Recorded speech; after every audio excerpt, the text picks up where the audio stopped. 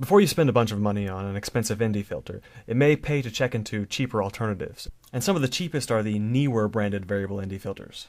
These show up under various brand names like Polaroid Optics or Best Deal USA, but they're all the same. And the Neewer 52mm only cost me $12, so let's see what you get for your money. Tested on a Panasonic GH2 with the 14 to 42mm kit lens. I'll be looking at the usable attenuation range for both the minimum and maximum zoom, any degradation in sharpness, and finally any tints or color shifts. The first thing I notice is that the minimum and maximum marked on the filter don't exactly correspond to the actual min and max. The min being at the fourth dot, and the max being halfway between the X in max and the left point of that arrow. To find the usable range, I took a sequence of photographs starting with no filter, then to the filter at its minimum setting, jumping to the final dot, and then incrementing in small repeatable steps.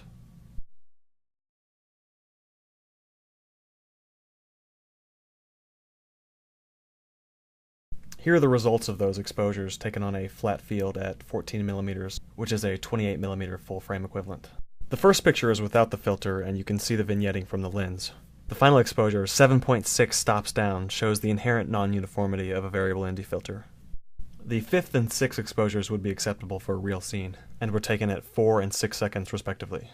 Without the filter, the camera metered at 1/10 of a second, which means these two exposures are down 5.3 and 5.9 stops. At 42mm, things look much better. Exposure is flat all the way down to the last row, where the GH2 didn't have enough light to properly meter. With a little exposure compensation, we can see that the 7th image is still good, and the 8th is acceptable. That's more than 7 stops of attenuation.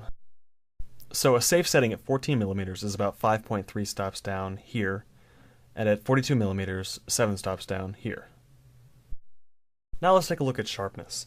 This is a 100% crop of the 14 to 42mm lens at 42mm with focus on the P.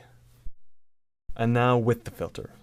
This is a 1 second exposure as compared to the 1/400th of a second without.